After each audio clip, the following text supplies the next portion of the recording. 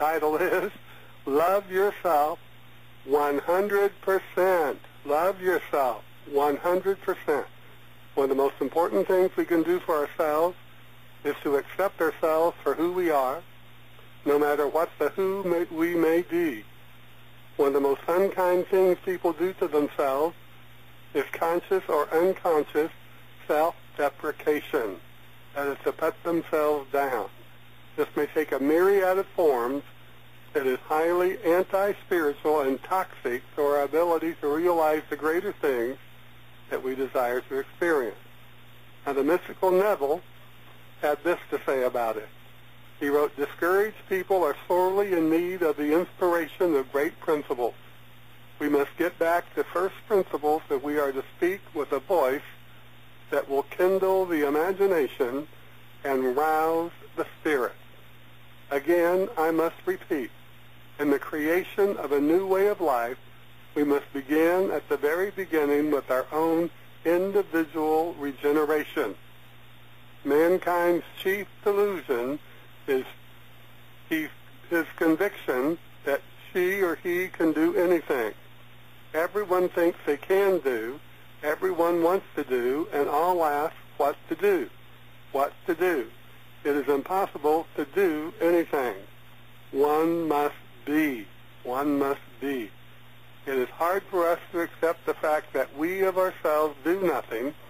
It is especially difficult because it is the truth, and the truth is always difficult for mankind to accept. We must remind ourselves that the Mastermind Jesus said, "I of mine own self can do nothing."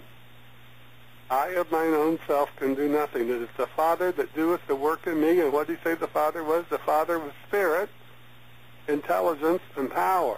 The unseen, the great unseen intelligence, power, and spirit that will move through our mind, our heart, and our soul if we let it. So the truth is always difficult for mankind to accept. Neville tells us that actually nobody can do anything. Everything happens. All that befalls mankind, all that is done by us, all that comes from us, all this happens, and it happens in exactly the same way that rain falls, as a result of a change in the temperature in the higher regions of the atmosphere. This is a challenge to us all. What concept are we holding of ourselves in the higher regions of our soul? What concepts are we holding of ourselves in the higher regions of our soul? Now, everything depends upon mankind's attitude towards self. That which he will not affirm as true within oneself can never develop in his world. A change of concept of self is the right adjustment, the new relationship between the surface and the depth of mankind. Deepening is, in principle, always possible, for the ultimate depth lies in everyone. The ultimate depth lies in everyone, and is only a question of becoming conscious of it. Life demands of us the willingness to die and to be born again. This is not meant that we die in the flesh. We die in the spirit of the old concept of self to become the new self. Then we see the new self in the flesh. Subjection to the will of God is an old phrase for it, and there is, I believe, no new one that is better. In that self-committal to the ideal we desire to express, all conflict is dispersed, and we are transformed into the image of the ideal in whom we rest. We are told that the person without a wedding garment reaches the kingdom by cleverly pretending. This is taken from a allegory in the Holy Scripture. She does not believe internally what she practices externally. She appears good, kind, and charitable. Excuse me. She uses the right words, but inwardly she believes nothing. Coming into the strong light of those far more conscious in their self, she ceases to deceive. A wedding garment signifies a desire for union. She has no desire to unite with what she teaches, even if what she teaches is the truth. Therefore, she has no wedding garment. When we are united with the truth, then we will put off the old nature and be renewed in the spirit of our mind. Be renewed in the spirit of our mind. Remember those words from the scripture.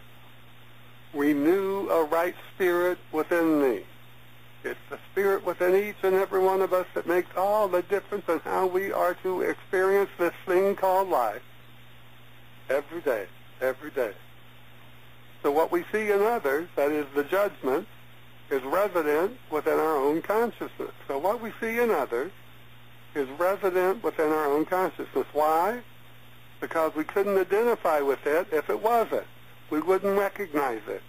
So not only must we cease any self-deprecation, but we must also cease judgments about others so that these thoughts, these words, these feelings don't obstruct us from knowing what we need to know when we need to know it. Now, Eckhart Tolle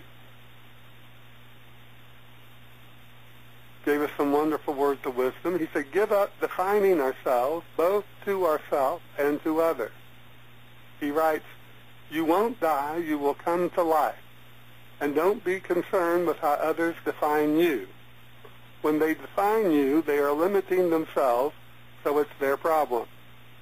Whenever you react with people, don't be there primarily as a function or a role, but as the field of conscious presence, a field of conscious presence. You can only lose something that you have, but you cannot lose something that you are. You can only lose something that you have, but you cannot lose something that you are. Those are powerful, powerful words. Being must be felt. Whatever we are to be, we must feel ourselves being it. We must feel ourselves being a part of it, being active in it. It must be felt. It can't be thought. You do not become good by trying to be good, but by finding the goodness that is already within you and allowing that goodness to emerge. But it can only emerge if something fundamental changes in your state of consciousness. If you get the inside right, the outside will fall into place. The outside will fall into place. Primary reality is within. Secondary reality is without. If your mind carries a heavy burden of the past, you will experience more of the same. The past perpetuates itself through lack of presence.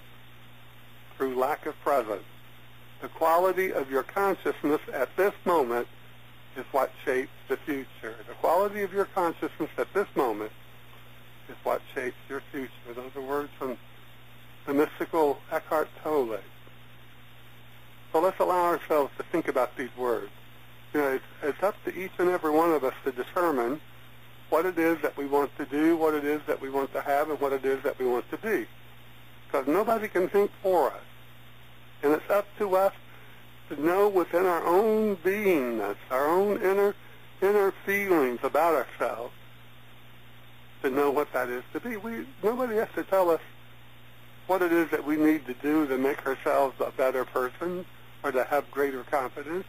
We already know there's something within us that's already telling us that we're better than what we have been in the past. We're greater than what we appear to be. So we can break down both Neville and Eckhart Tolle's wisdom to this simple statement. Very simple. As within, so without.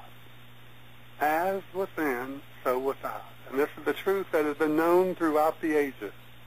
To create the consciousness of the abundant life, the consciousness of the good life, and the consciousness of the wonderful life, we must cease to deny the gift of the Spirit within us. We must take a stand. We must make a decision. We must create a commitment within our own soul, our very own soul, to love ourselves 100%, unconditionally. And we must cease giving the thoughts, the words, the ideas in our mind any space for a lack of self-confidence, for a lack of self-confidence. Let's go back and look at those words from the mystical Neville. Discouraged people are sorely in need of the inspiration of great principles.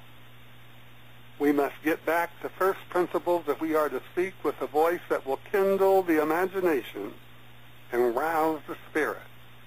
We must remember that we must stir up the spirit within us on a daily basis. If we don't stir up the spirit, that's what he's talking about. We must rouse the spirit through our imagination. Imagination means imaging, this evidence of faith unseen. So we must realize that our imagination is a powerful tool that's been gifted to us to see beyond what it is that we're experiencing in the moment.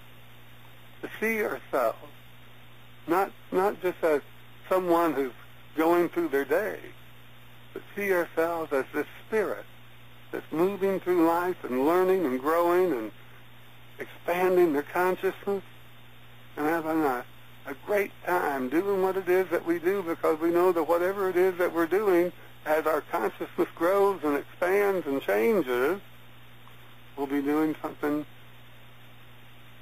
more, something greater, at least something different, something more adventurous, hopefully. So mankind's chief delusion is his conviction that he can do anything. Everyone thinks they can do, everyone wants to do, and all ask what to do, what to do. It is impossible to do anything. One must be. It is hard for us to accept the fact that we of ourselves do nothing. It is especially difficult because it is the truth, and the truth is always difficult for mankind to accept. And why is that? Because the world has mesmerized us into believing something less than the truth. The world has mesmerized us into believing that only certain people are great people. It's mesmerized us into believing that the millionaires somehow are more blessed than we are. The billionaires are more blessed than we are. It's brainwashed us into believing that somehow, the world has defined us, and that's what we are. But that's only brainwashing. Let's not be mesmerized by the untruth. Remember, in the scripture it says, the sins of the father shall be visited on the sons. In other words, the self-inflicted nonsense, that sin, self-inflicted nonsense, S-I-N, the self-inflicted nonsense of the world, the collective consciousness, what the world believes and what the world has accepted, shall be visited upon those who are a part of the world, because son means a part of the nature of. Let's get that out of our mind. We are spirit having a human experience.